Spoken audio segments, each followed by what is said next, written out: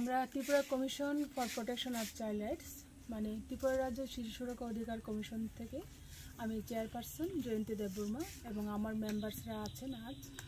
আজ এই মধুপুর সাহাপাড়া এখানে একটা ঘটনা হয়েছে গত 27 তারিখ।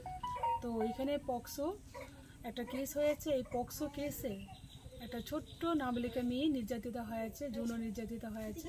তো সেই উপলক্ষে আমাদের তদন্তের জন্য কমিশনের তরফ থেকে এখানে আসা এবং এসে আমরা ওই ছোট্ট বাচ্চাটার সাথে কথা বলেছি এবং মা দিদা যারাই আছেন এখানে আমরা কথা বলেছি এবং পিএসেও আমরা গেছি এবং যে অপরাধী তাকে তাড়াতাড়ি ধরার জন্য আমরা আইওকে বলেছি এবং আমাদের ত্রিপুরা শিশু সুরক্ষা অধিকার কমিশনের তরফ থেকে আমরাও পিএসএ বলবো যেভাবেই হোক লোকটাকেও ধরার জন্য, কারণ এরকম যদি অপরাধ করে থাকে লোকটা কোনোভাবে যেন ছাড়া না পায় সেই দিকে আমাদের লক্ষ্য থাকবে এবং এই কেসে মেয়েটি যেন যথাযথ সব দিক দিয়ে ন্যায় পায় সেটাই আমরা দেখব।